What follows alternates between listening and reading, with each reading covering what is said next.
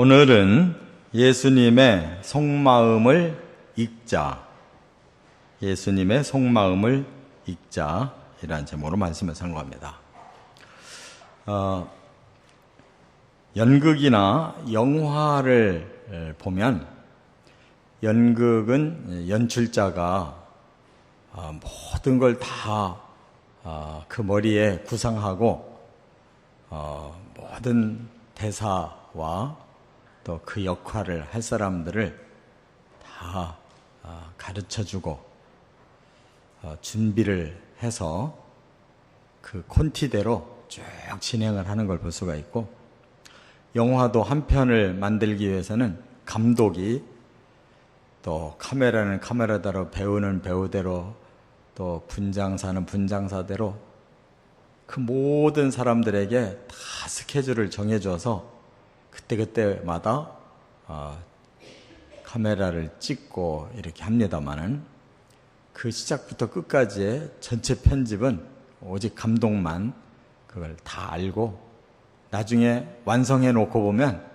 아주 절갈이 있고 뜻있고 정말 멋진 그런 영화 한 편이 나오는 걸 볼 수가 있습니다. 제가 왜 이 말씀 드리는가 하면, 바로 예수님이 우리를 구원하기 위해 오셔서 그렇게 행하셨다는 거예요. 우리는 잘 모르는데 예수님은 철두철미하게 하나님이 원본을 주신 그대로 연출 또는 감독을 하셔서 어김없이 완전한 구원을 이루어내신다는 거예요. 근데 오늘 본문에 보면 예수님이 이제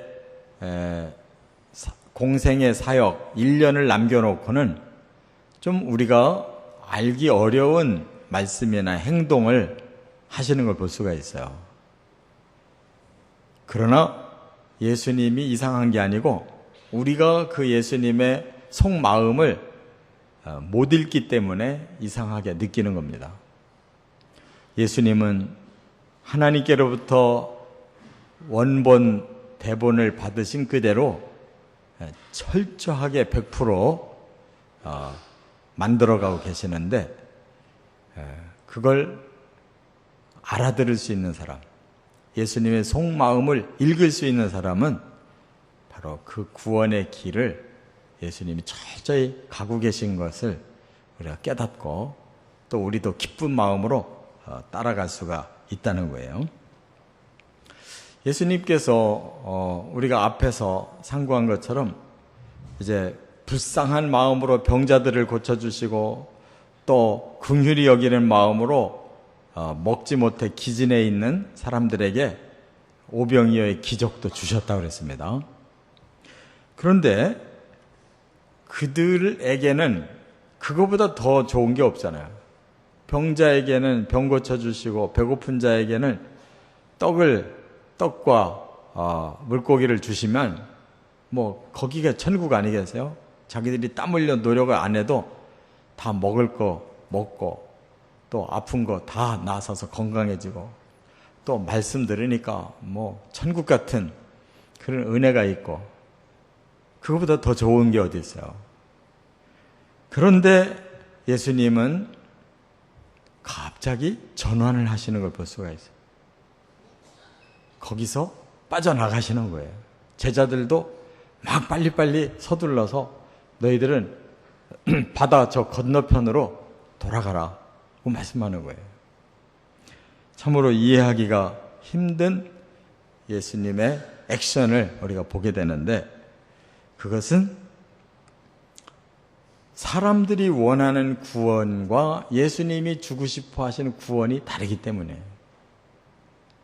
사람들은 이 땅에서 배부르고 만족한 구원을 얻기를 원합니다.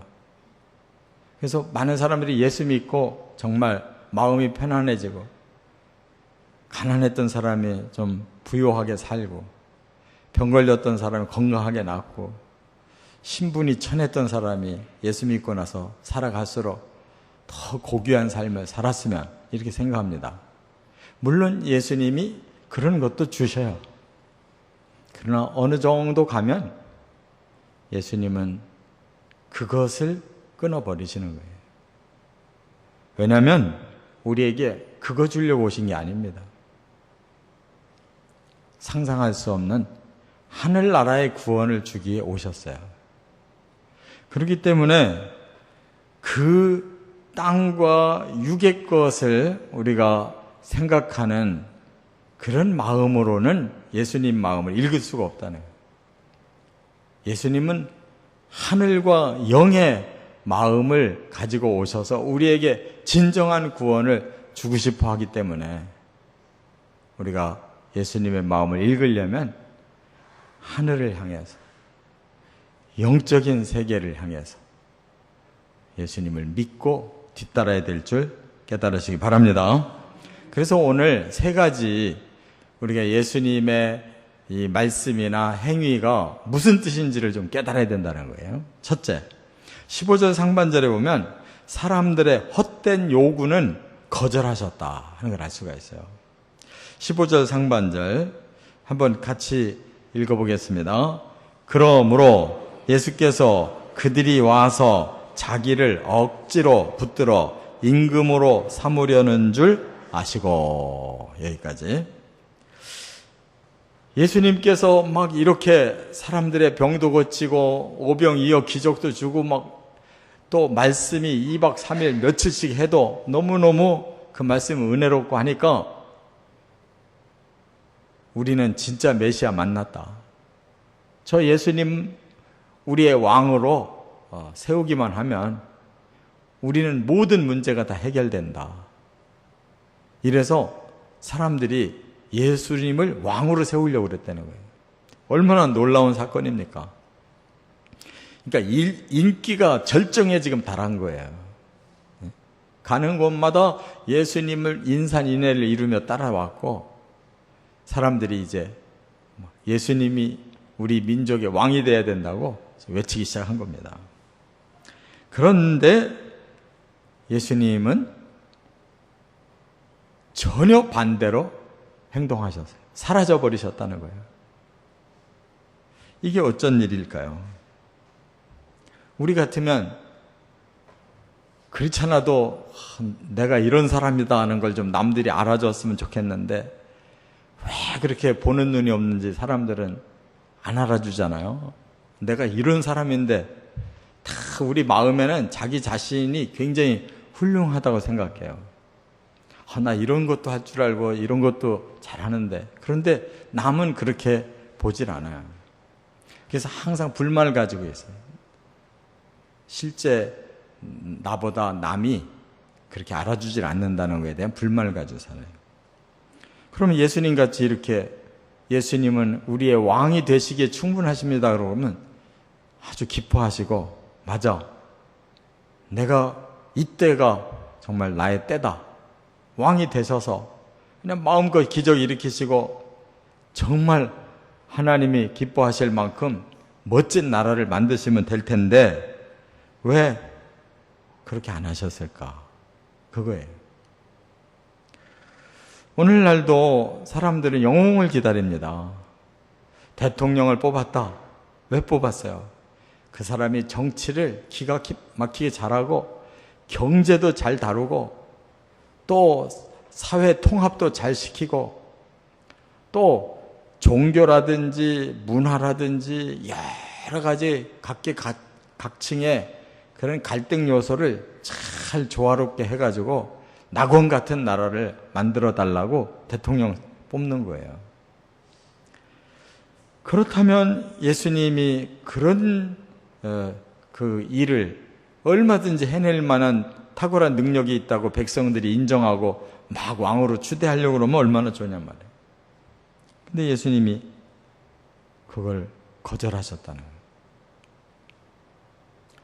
이 세상이 메시아를 기다리는데 어떤 메시아를 기다리고 있냐면 바로 정치, 경제, 군사, 사회, 문화, 종교 이 모든 갈등 문제를 다 포함해서 다 해소시킬 사람, 그 사람이 이제 앞으로 세계 대통령으로 추대될 거예요.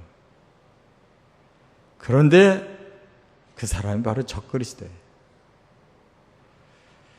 우리는 예수님께서 그걸 거절하신 이유를 영적인 차원에서 우리가 깨달아야 되는 거예요. 예수님은 이 땅에 왕 되려고 오신 게 아닙니다. 이 땅의 대통령 되려고, 이 땅의 위인, 이 땅의 영웅 되려고 오신 게 아니에요.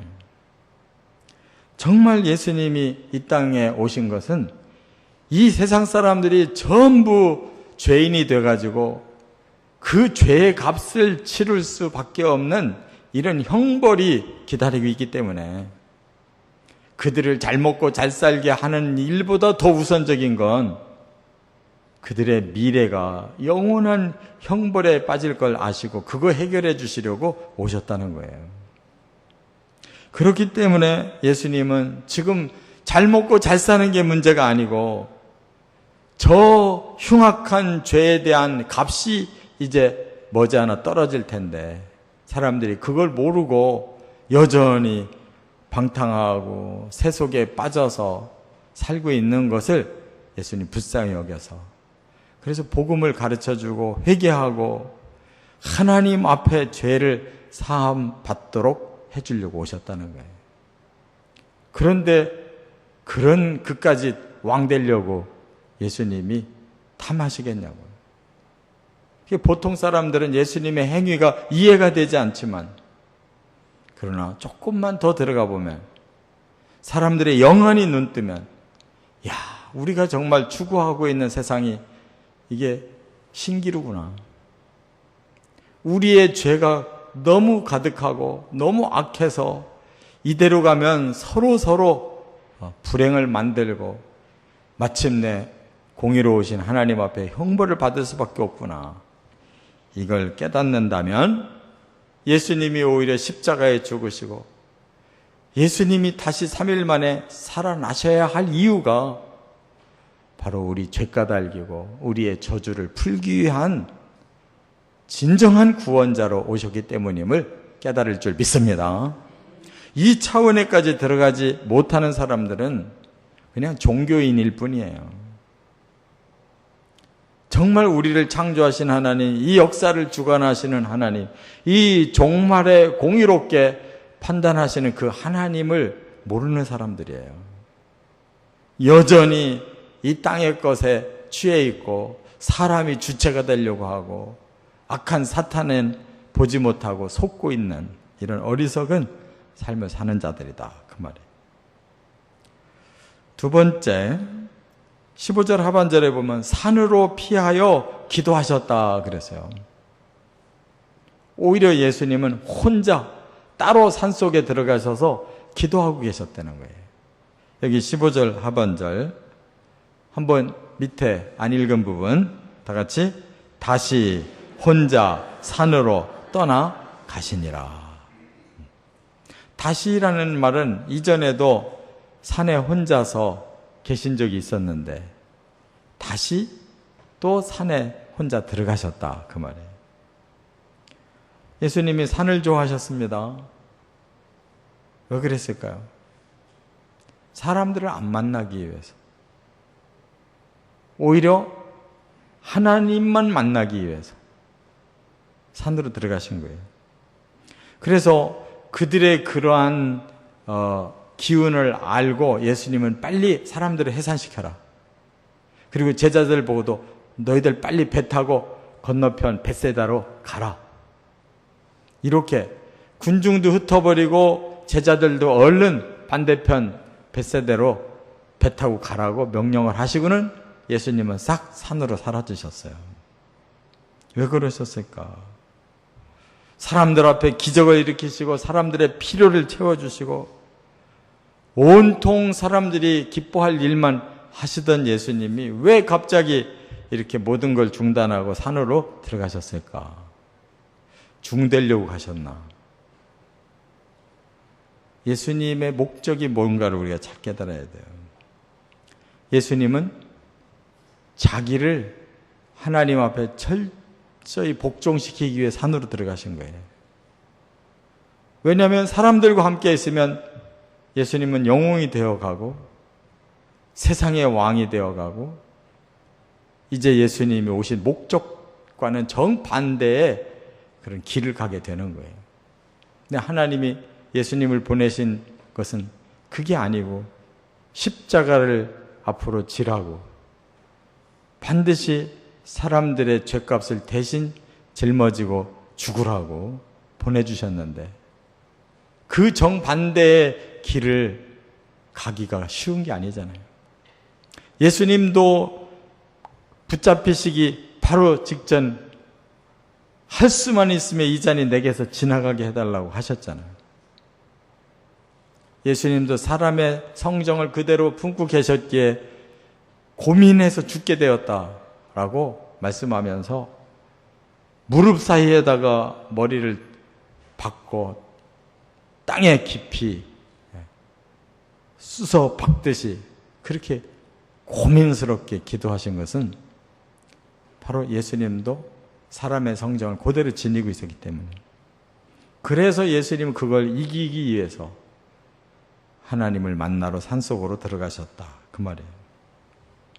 이것이 예수님 마음이고 우리 그리스도인의 마음이 돼야 된다는 거예요. 세상 사람들처럼 온갖 출세하기 위해서 온갖 방법으로 돈 벌기 위해서 온갖 명예와 권세를 얻기 위해서 뛰는 것은 그리스도인이 아니에요. 그건 세상 사람들의 목표고 그리스도인의 목표는 주를 위해서예요. 주를 위해 지금 뭘 해야 될 때냐. 예수님은 주를 위해서 내가 그 모든 걸 버려야 되고 오히려 경계해야 되고 나를 죽여야 되는구나 라고 예수님이 아시고 그걸 하나님 앞에서 다시 복종하기 위해 산으로 들어가신 거예요. 마태복음 14장 23절에도 산으로 가신 이유를 거기 똑같이 밝히고 있는데 무리를 보내신 후에 기도하러 따로 산에 올라가시니라. 저물매 거기 혼자 계시다니. 여러분 산속이 뭐 볼 거 많습니까? 해가 저물면 얼마나 산속이 적막해요. 그 적막한 시간까지 왜 저물도록 계셨을까? 예수님은 새벽까지 계셨어요. 새벽에 이제 풍랑을 만난 제자들 만나러 그때 떠나셨어요. 왜 낮에 피하신 예수님이 그 깊은 밤을 거기 혼자 계셨을까? 밀실기도 안 하고는 예수님도 감당할 수가 없었던 거예요. 자기를 철저히 묶어서 주님의 뜻 앞에 바치기 위해서 그런 고난이 스스로 필요한 거예요. 누구는 권력이 싫고 명예가 싫어서가 아니고 그것이 우리의 길이 아니기 때문에 그걸 우리는 벗어버리고 하나님의 뜻에 나를 묶기 위해서 신앙생활을 하는 거예요. 그래서 밀실기도를 하는 거예요. 깨달으시기 바랍니다. 우리가 욕망을 위해서 살자면 얼마든지 할 수 있어요. 능력이 없어서 여건이 없어서 못하는 게 아니고 그러나 참 그리스도인은 그 우선순위가 하나님의 뜻에 복종하는 일이 먼저기 때문에 이런 밀실기도를 하는 거예요. 왜 기도합니까? 우리 자신의 출세를 위해 기도합니까? 내가 잘 먹고 잘 살자고 기도합니까? 왜 기도하는지를 모르니까 기도가 안 나오는 거예요. 우리가 하나님의 일꾼이 되고 하나님을 위해서 영광 돌리려고 우리 자신이 직분을 받고 헌신했다면 어떤 기도가 나와야 올바르겠어요? 하나님이 뭘 지금 저에게 원하십니까? 제가 거기에 순종하겠습니다. 그 기도가 나와야 되잖아요. 그래야 하나님이 그래 내가 너 도와줄게. 두려워 말라. 내가 너와 함께 할 거야. 그 응답을 받아야 담대하게 그렇게 자기 길을 갈 수 있는 거 아니겠어요? 마가복음 6장 46절에도 이 내용이 똑같은 내용을 이렇게 말씀했어요. 무리를 작별하신 후에 기도하러 산으로 가시니라. 작별했어요. 그 사람들하고는. 왕을 세워주겠다는 사람들하고는 작별을 하고 나는 하나님 만나러 산으로 간다 하고 간 거예요. 마태복음 6장 6절에 우리에게 기도 생활을 이렇게 가르쳐 주셨어요. 너는 기도할 때에 내 골방에 들어가 문을 닫고 은밀한 중에 계신 내 아버지께 기도하라. 은밀한 중에 보시는 내 아버지께서 갚으시리라. 정말 하나님과만의 1대1의 시간이 있어야 기도가 되는 거예요. 정말 하나님 1대1로 만나고 있습니까? 그러면 무슨 기도를 할까요? 하나님 저에게 원하시는 뜻이 무엇인지 그거 알려주십시오. 제가 남은 생에 주님을 위해서 헌신하며 주님의 뜻을 실천하면서 살겠습니다. 그 이상 다른 게 뭐가 필요해요? 우리가 이대로 살다가 인생이 끝나면 가는 길이 어딥니까?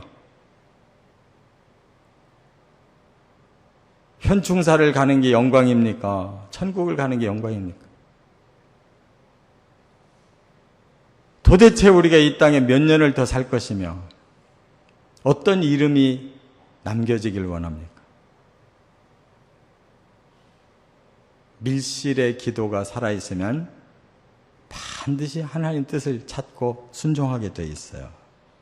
세 번째, 16절부터 21절까지 보면 무리를 걸어 제자들을 만나셨다 그랬어요. 참 특이한 일 아니에요? 18절, 19절 한번 같이 읽어보겠습니다. 큰 바람이 불어 파도가 일어나더라. 제자들이 노를 저어 10여리쯤 가다가 예수께서 바다 위로 걸어 배에 가까이 오심을 보고 두려워하거늘. 예수님이 지금 산속에서 충분히 기도하신 후에 이제는 그 마음을 제자들에게로 향해요. 임금을 삼으려고 하는 군중들에게서는 작별을 했고 하나님 앞에는 뜻을 물어 순종하기 위해 산속으로 들어갔는데 이제 예수님의 마음은 제자들을 향하고 있어요. 왜? 1년 후면 이들에게 사역을 맡겨야 되는 거예요. 예수님이 계속 이 땅에 계신 게 아니라 예수님의 남은 일을 이 제자들이 해야 될 사람들이에요. 그래서 이 제자들을 위해 이 새벽에 뭔가를 또 하나 하시는 거예요. 그들이 벳세다로 건너가면 그렇게 오랜 시간 건너가질 않아요. 여러분 갈릴리 가보신 분은 아시겠지만 그 갈릴리 호수가 넓어서 뭐 바다라고도 말하지만 배 타고 가면 그렇게 오래 가는 데가 아니에요. 근데 이들이 밝은 낮에 출발했는데 사경, 새벽이라는 거예요. 사경이면 새벽. 지금 새벽까지 노젓고 있는 거예요. 왜? 여기 뭐라고 그러죠? 큰 바람이 불어서 파도가 일어났다는 거예요. 그러니까 제 아무리 힘센 베드로라 할지라도 앞으로 안 나가지는 거예요. 밤새 지금 고통받고 있는 거예요.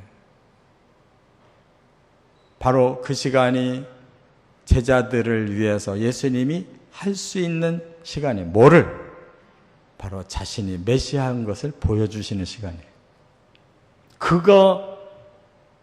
그 제자들의 고난 앞에 하실 수 있는 것은 사람의 힘으로는 안 되는 거예요. 하나님의 아들 메시아이시기 때문에 그 파도를 걸어서 제자들 앞에 가서 그들을 위로하고 안전하게 벳사다까지 데리고 가신 거예요. 그때 그들이 어떤 생각이 들었을까요? 예수님 진짜 우리 사랑하시고 예수님 진짜 우리 메시아구나. 우리 갈릴리 바다에서 그대로 빠져 죽든지 고생할 걸 예수님이 우리를 아시고 그 시간 그 새벽에 오셔서 우리를 이렇게 구원하셨구나. 무리를 걸어오는 분을 세상에 어떻게 바뀌었어요? 그래서 처음에 그들은 유령이다 하고 막 겁을 냈다고 그랬잖아요. 사람들의 상식은 유령밖에 없잖아요. 그 이상 가는 메시아 받아도 순종하는 이 천지 만물을 순종시킬 수 있는 진정한 전능자 하나님의 아들 메시아만 우리 인류의 죄를 해결하시고 부활시키셔서 구원해낼 줄로 믿습니다. 이걸 제자들에게 지금 체험시켜 주잖아요. 그 밤에 제자들이 얼마나 놀라운 광경을 본 거예요. 일평생 잊을 수 없는 사건을 그들에게 보여줬잖아요. 여러분, 우리들이 바로 예수님의 제자가 되려면 이런 예수님과의 조우 사건이 일어나야 되는 거예요. 이 예수님을 이렇게 만나야 그 앞에 무릎을 꿇을 수가 있는 거예요. 여전히 내가 살아서 내가 기분 좋으면 예수님 감사합니다. 내가 기분 나쁘면 예수님 왜 이러십니까? 원망하고 사는 그런 신앙 가지고는 제자 될 수가 없어요. 그 앞에 무릎을 꿇을 수 있는 그런 예수님을 체험해야 된다 그 말이에요. 이와 같이 물 위를 걸어서 제자를 만나주신 예수님은 바로 그 후에 십자가를 지고 돌아가셨으나 바로 부활하셔서 죄를 해결해 주시고 저주를 풀어서 바로 나와 같이 부활하게 하겠다고 우리에게 약속을 주신 줄 믿습니다. 다시 오시는 그날이 그 D-Day예요. 무리를 걷는 건 아무것도 아니잖아요. 저주받은 우리 다 다시 살려서 그 나라로까지 우리를 데리고 가실 수 있는 전능자 예수 그리스도가 진정한 우리의 메시아이신 줄 믿습니다. 이제 오늘 이 말씀 우리가 깨달으면서 제자는 어떻게 사는 것이냐? 예수님이 하나님 앞에 철저히 복종하시듯이 우리 제자가 예수님께 철저히 복종해야 되는 거예요. 잠언 25장 13절에 이런 말씀이 있죠. 충성된 사자는 그를 보낸 이에게 마치 추수하는 날에 얼음 냉수 같아서 능히 그 주인의 마음을 시원하게 하느니라. 여러분, 누가 우리 주인입니까? 여러분이 주인입니까? 예수님이 우리 주인입니까? 예수님이 너는 나의 충성된 사자다. 정말 추수하는 날 얼음 냉수같이 너는 내 마음을 어쩌면 그렇게 잘 알고 내 마음을 쏙쏙 읽고 어쩌면 그렇게 시원하게 잘하냐. 이 말 듣는 것보다 더 귀한 말이 어디 있어요? 주님이 오실 날이 가깝고 우리가 주님 앞에 갈 날이 가까운데 뭘 신경 쓸 게 있어요? 오직 주님의 마음을 시원하게 해드리는 일밖에 그 외에 다른 충성이 뭐가 있겠냐? 여러분, 선택은 우리가 하는 거고 결과는 우리가 책임지는 겁니다. 정말 바르게 예수님의 제자로 살아가는 저와 여러분 되시기를 주의 이름으로 축원합니다.